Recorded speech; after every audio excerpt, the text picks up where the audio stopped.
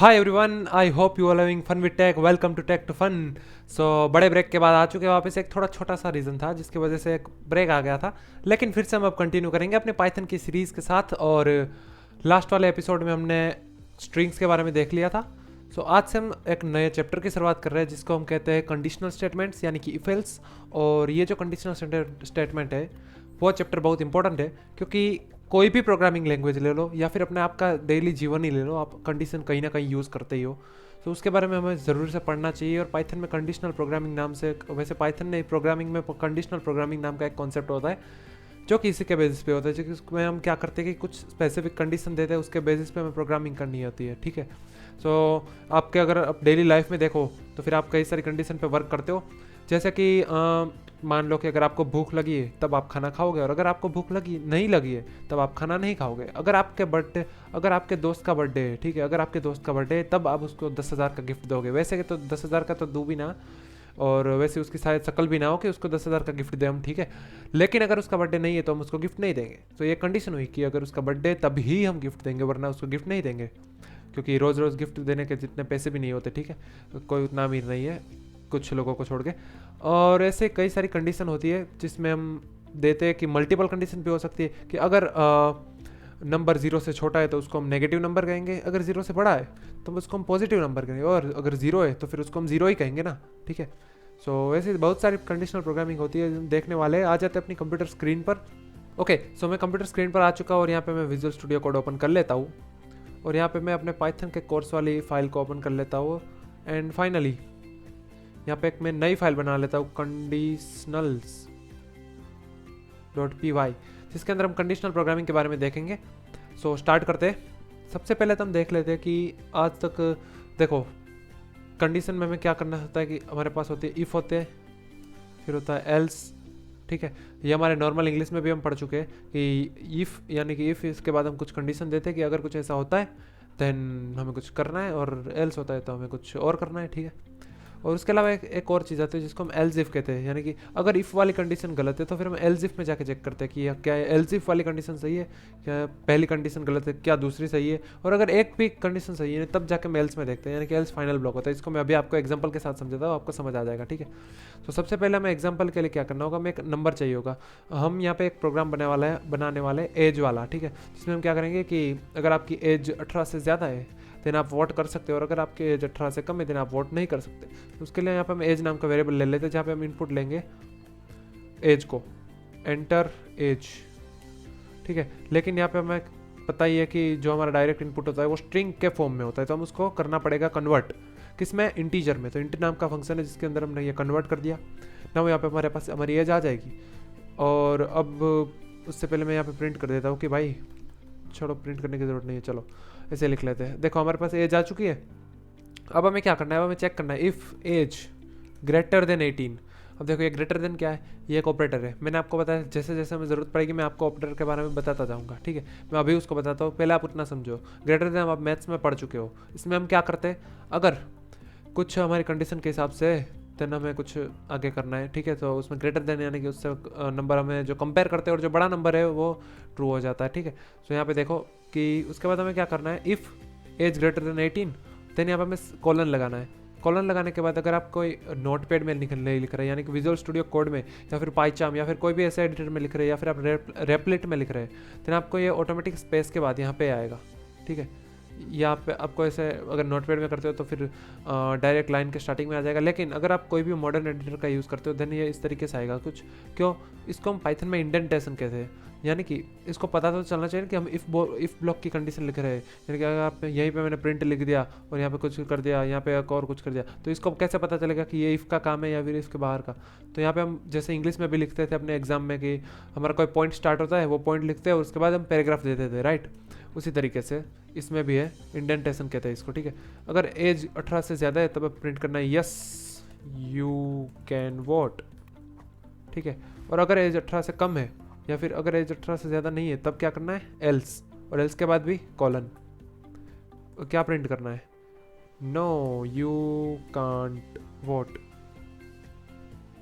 Vote एक second, vote, okay, ठीक है। सो ये हमारा सिंपल सा प्रोग्राम हो गया। यहाँ पे क्या होगा, एज एंटर करेगा, एज मान लो कोई एंटर करता है, कुछ भी एंटर कर देता है, मान लो 18 से ज़्यादा एंटर किया तो फिर ये कम हो जाएगा, और अगर 18 से कम देन ये काम हो जाएगा। देखो यहाँ पे इसको मैं रन करता हूँ, यहाँ पे एज पूछ रहा है, तो अगर यहाँ पे मैं एज 19 डालता हूँ, यस यू कैन वोट, और अगर यहाँ पे मैं एज 8 डालता हूँ, यू कांट वोट। ठीक है, क्यों? क्योंकि हमारी कंडीशन चेक हुई यहाँ पे। अब देखो यहाँ पे एक और चीज़ है, इफ़ एज ग्रेटर देन 18, ठीक है, उसके बाद उसने ये प्रिंट कर दिया, और उसके बाद वो प्रोग्राम को एंड कर देगा, वो एल्स को चेक करने नहीं जाएगा। ये जो एल्स स्टेटमेंट है वो तब भी चेक करेगा जब इफ वाली कंडीशन गलत होगी, यानी कि इन दोनों में से एक ही रन होगा। उसके लिए अगर यहाँ पे मैं देखो एल्स के बाद यहाँ पे प्रिंट कर दूँ कि ख़त्म, ठीक है, तो यस यू कैन वॉट, उसके बाद ये सीधा ख़त्म प्रिंट करेगा, इसको ये चेक ही नहीं करेगा। देखना चाहते हो तो यहाँ पे देख सकते हो आप कि अगर यहाँ पे मैं 19 डालता हूँ तो यस यू कैन वॉट और ख़त्म सीधा, यानी कि एल्स वाली कंडीशन तब भी चेक करता है जब ये इफ वाली गलत हो। ठीक है, सो इसको हम सिंपल सी कंडीशन कहते हैं, लेकिन इसके अंदर हमें क्या करना है कि हम चाहते हैं कि मल्टीपल कंडीशंस दे, यानी कि चलो यहाँ पे मैं एक नंबर ले लेता हूँ इनपुट में, एंटर नंबर। ठीक है, नंबर ले लिया मैंने। अब मैं चाहता हूँ कि हम पॉजिटिव है या फिर नेगेटिव वो पता लगाए। कैसे लगाएंगे? अगर नंबर 0 से छोटा है देन वो हो जाएगा नेगेटिव, अगर नंबर 0 के इक्वल है देन वो हो जाएगा 0, और उससे बड़ा है तो फिर पॉजिटिव। तो उसके लिए हमें सबसे पहले एक चीज़ पता होनी चाहिए कि यहाँ पे हमारे पास जो कंडीशनल ऑपरेटर्स कह सकते हो कि कंडीशन चेक करने के लिए जो ऑपरेटर्स है वो कौन कौन से। तो सबसे पहला हमारा ऑपरेटर है जो है कि ये ग्रेटर देन ऑपरेटर। उसके बाद जो दूसरा ऑपरेटर वो है लेस देन ऑपरेटर। जो थर्ड वाला ऑपरेटर है वो है हमारा डबल इक्वल्स टू ऑपरेटर। अब ये क्या करता है मैं आपको बाद में बताता हूँ, उसके पहले आप देख लो कि चौथा है greater than equal to operator, जो कि क्या करता है ग्रेटर देन या फिर इक्वल टू, यानी कि अगर हम यहाँ पे एज लिख रहे थे कि एज ग्रेटर देन 18 या फिर number greater than 18, number greater than 18 ऐसा लिख रहे थे, तो यहाँ पे क्या करता चेक करता था, अगर यहाँ पे 18 होता 18 ग्रेटर देन 18, नंबर में अगर 18 डालते तो ये कन्फ्यूज़ हो जाता, तो फिर ये एल्स में चला जाता। लेकिन हम क्या चाहते हैं, नंबर जो है वो 18 के इक्वल हो तब भी चले, यानी कि ग्रेटर देन इक्वल। अगर नंबर 18 से बड़ा है तब भी चल जाएगा, और 18 है तब भी चल जाएगा। ठीक है, तो उसके लिए ग्रेटर देन इक्वल। उसके अलावा आता है लेस देन इक्वल, जो कि लेस देन और इक्वल चेक करता है, और इसके अलावा आता है ये फोर्थ वाला नॉट इक्वल टू। अब ये जो डबल इक्वल है वो क्या करता है, नंबर इक्वल टू 0 ये चेक करता है कि नंबर इसके इक्वल है या नहीं। अब देखो यहाँ पे सिंगल इक्वल टू लगाते तो या फिर ये तो ऐसे समझता कि हम कोई वेरिएबल असाइन कर रहे हैं, तो उसके लिए हमें इसको डबल इक्वल को बोलना पड़ता है कि ये चेक करता है इससे कि क्या ये इसका है या फिर नहीं है।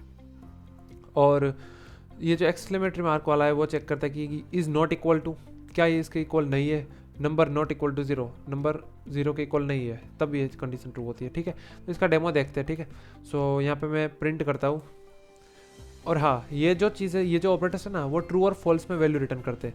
देखो मैं कैसे बताता हूँ, नम ग्रेटर देन 0, क्या नंबर 0 से बड़ा है, num less than 0, num greater than equal to 0, print num less than equal to 0, print number equals to 0, print number not, एक सेकेंड ये क्या हो गया, number not equal to 0।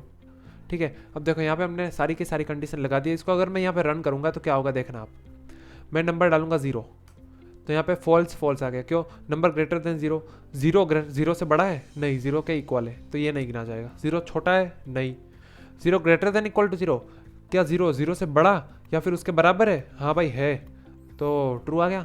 Less than equal to, क्या उससे छोटा और उसके बराबर है, हाँ है। इक्वल टू, क्या उसके बराबर है, हाँ है। और नॉट इक्वल टू, क्या इसके इक्वल नहीं है, नहीं भाई वो तो नहीं, वो तो गलत बात होगी, तो फॉल्स आ गया। ठीक है, तो उस तरीके से हमारे नंबर चेक होते हैं। अब यहाँ पे मैं आपको बताना चाहूँगा इफ़ एल्स इफ के बारे में, एलिफ कंडीशन जो कि हम कहते हैं, एक्चुअली इसको कहा एल्स इफ जाता है लेकिन पाइथन में इसको हम एलिफ लिखते हैं। ठीक है, तो उसके बारे में देखते हैं। हम चाहते हैं कि अगर ये जो इसने नंबर एंटर किया है वो 0 से छोटा हो तब वो क्या करे, तब वो प्रिंट कर दे कि माइनस या फिर नेगेटिव नंबर। लेकिन हम चाहते हैं कि अगर नंबर है वो 0 के इक्वल हो तब वो क्या प्रिंट करे, तब वो प्रिंट करे 0। ठीक है, और अगर इन दोनों में से कोई केस नहीं है तो हमें क्या प्रिंट करना है कि देखो या फिर 0 होगा या फिर नेगेटिव होगा, और इन दोनों में से कुछ नहीं तो क्या होगा, पॉजिटिव। ठीक है, अगर इसको यहाँ पे मैं रन करूँ और यहाँ पे मैं चेक करूँ नंबर डाल के 9 तो पॉजिटिव नंबर आ गया। यहाँ पे मैं डालता हूँ -4 तो नेगेटिव आ गया। यहाँ पे मैं 0 डालता हूँ तो 0 आ गया। तो ये 3 कंडीशन चेक हुई। उसके अलावा मैं कोई एक स्पेशल केस चाहता हूँ कि एल इफ नंबर, यानी कि हम मल्टीपल एल इफ भी लगा सकते हैं कि मल्टीपल बार हमें कुछ मल्टीपल कंडीशन चेक करनी है। 99 अगर 99 के इक्वल है तो हमें क्या करना है 9999999 ऐसा प्रिंट करना है, ठीक है हमें। सो इसको रन करते हैं और नंबर पूछा हमने, 1 डाला तो पॉजिटिव दिया, 0 डाला तो नेगेटिव दिया, सॉरी 0 दिया, -1 डाला तो नेगेटिव दिया। लेकिन यहाँ पे मैं 99 डालूँ तो देखो 99 प्रिंट कर दे रहा है, ठीक है। तो ये अलग अलग कंडीशन हुई जिसके हिसाब से हम इसको स्पेसिफाई कर सकते हो। जैसे हम चाहे तो जितनी चाहे उतनी कंडीशन लिख सकते हैं। अगर मैं चाहूँ एल सिर्फ 1000 बार लिखना तो मैं 1000 बार भी लिख सकता हूँ, लेकिन उतनी ज़्यादा बार हम लिखते नहीं है यूजुअली। लेकिन ये मैं आपको एज अ जनरल नॉलेज बता देता हूँ कि हम लिख सकते हैं। अब एक और कॉन्सेप्ट है जिसको हम नेस्टेड इफ एल्स कहते हैं। नेस्टेड इफ एल्स क्या होता है? इफ एल्स के अंदर मल्टीपल इफ एल्स, यानी कि अगर मैं चाहता हूँ, मान लो कि सुनो देखो यहाँ पे मैं आपको डेमो दिखाता हूँ। इफ नंबर ग्रेटर देन 0, ठीक है, ये हमारी एक कंडीशन हुई। एल्स अगर 0 से बड़ा नहीं है, यहाँ पे चलो ग्रेटर देन इक्वल ले लेते हैं, ठीक है, ग्रेटर देन इक्वल टू 0 और एल्स। यहाँ पे हम प्रिंट करवा देते थे कि पॉजिटिव या नेगेटिव, लेकिन अब मैं चाहता हूँ कि इसकी रेंज भी प्रिंट करे। यानी कि अगर नंबर 0 से बड़ा है तो हमें चेक करना है क्या वो 0 से 10 के बीच में या 10 से 20 के बीच में। तो उसके अंदर मैं एक और इफ एल्स लगाऊंगा। इफ नंबर लेस देन 10 या फिर लेस देन इक्वल टू 10, तो उसके अंदर मैं प्रिंट करना चाहूँगा 0 to 10 के बीच में, ठीक है। और अगर उसके बीच में नहीं है तो फिर मैं प्रिंट करना चाहूँगा, यहाँ पे कॉलन लगाना नहीं भूलना है वरना ये एरर देते रहेगा। अगर ये 0 और 10 के बीच में नहीं है तब मैं क्या चाहता हूँ, तब मैं चाहता हूँ 10 से आगे है भाई, ठीक है, ये हमारा हुआ। और एल्स में क्या चाहता हूँ मैं, नेगेटिव है। चलो ये हमारा प्रोग्राम हो गया। यहाँ पे क्या किया मैंने, अगर नंबर 0 से बड़ा है, अगर मान लो यूज़र एंटर करता है कि 9 है, तो फिर वो क्या होगा, वो इस वाले ब्लॉक के अंदर चला जाएगा। अब वो यहाँ पे वो चेक करेगा क्या वो नंबर 10 से छोटा है, हाँ 10 से तो छोटा है, तब उसके अंदर भी चला जाएगा और यहाँ पे काम जो है वो प्रिंट कर देगा। अब इसने ये वाली कंडीशनल को एग्जीक्यूट कर दिया है, तो ये एल्स को चेक नहीं करेगा, वो सीधा कहाँ जाएगा, वो इसके ऊपर यानी कि यहाँ पे आ जाएगा। अब ये वाले इफ भी इसने चेक कर ली तो ये वाला एल्स भी नहीं करेगा, सो ये सीधा प्रोग्राम को एंड कर देगा। और यहाँ पे अगर मैं एंड में लिख दूँ कि एंड, तो वो एंड को प्रिंट कर देगा। देखना क्या होता है यहाँ पे। अगर यहाँ पे मैं नंबर एंटर करवाता हूँ, क्या है मेरा नंबर, एक्चुअली आई थिंक आपको विजिबल नहीं होगा शायद, रुको मैं ना Ctrl+C से इसको क्लोज कर लेता हूँ, ठीक है। और यहाँ पे मैं रन करता हूँ ना, यहाँ पे मैंने रन किया और नंबर हमसे मांगा कि नंबर क्या डालना है। तो अगर यहाँ पे मैं 5 डालता हूँ तो देखना अब हमारे पास आउटपुट क्या आता है, 0 और 10 के बीच में, यानी कि पॉजिटिव नंबर था इस वाले इफ के अंदर गया। उसके बाद इसने चेक किया क्या नंबर 10 से छोटा है, तो 0 के 10 के बीच वाला। और अगर यहाँ पे मैं 10 से बड़ा नंबर डालता तो यहाँ पे देखो एंड आ गया, 10 से आगे के बाद एंड आ गया। एंड तो हमेशा प्रिंट होगा, अगर चाहिए इफ को एंड एग्जीक्यूट करे या फिर एल्स को एग्जीक्यूट करे, एंड तो हमेशा प्रिंट होगा, ठीक है। तो ये कंडीशंस हुई। अब अगर आपको याद हो तो हमने जब ऑपरेटर के बारे में पढ़ा था तब हमने कैलकुलेटर को बनाना सीखा था, ठीक है। तो अब मैं चाहता हूँ कि आप कंडीशनल कैलकुलेटर बनाओ, यानी कि अगर यूज़र एंटर करता है प्लस, ठीक है, अगर यूज़र इनपुट आपको उससे ऑपरेटर को इनपुट लेना है, यानी कि टेक ऑपरेटर एज इनपुट, एक ऑपरेटर इनपुट लेना है, take 2 numbers as input, 2 number को इनपुट लेना है। और उसके बाद हमें क्या करना है, उसके बाद हमें चेक करना है कि अगर हमारा ऑपरेटर चेक ऑपरेटर, अगर ऑपरेटर प्लस है देन हमें एडिशन परफॉर्म करना है। अगर ऑपरेटर माइनस है देन हमें सब्ट्रैक्शन परफॉर्म करना है। ठीक है। और ऐसे जितने भी ऑपरेटर से मैंने आपको 5 ऑपरेटर सिखाए थे, addition, subtraction, multiplication, division, exponential and modulus, ये 6 ऑपरेटर, ठीक है। सो इन तीनों में अगर इनमें से कोई भी नहीं है तब हमें प्रिंट कर देना है नो ऑपरेटर। अगर ऑपरेटर नहीं है तब हमें प्रिंट कर देना है कि ऑपरेटर डाल भाई, ठीक है।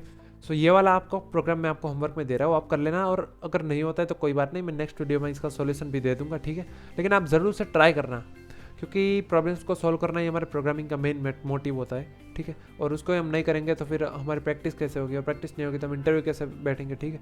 सो आप इसको प्रैक्टिस कर लेना, एंड अगर ना हो तो नेक्स्ट वीडियो में सॉल्यूशन देख लेना। लेकिन मैं चाहता हूँ अगर आपसे हो जाए तो आप कमेंट में इसका सॉल्यूशन डाल दो, ठीक है। सो आज की इस वाले वीडियो में इतना ही। वीडियो अच्छी लगे तो लाइक एंड शेयर कर देना, क्योंकि अकेले अकेले पढ़ोगे तो फिर आपको पाप लगेगा कि आपने आपके दोस्त को अपने नहीं सिखाया और उसके लिए वजह से उसको प्लेसमेंट नहीं मिली। सो अपने दोस्तों को भी शेयर कर देना, एंड या हैव फन विद टेक।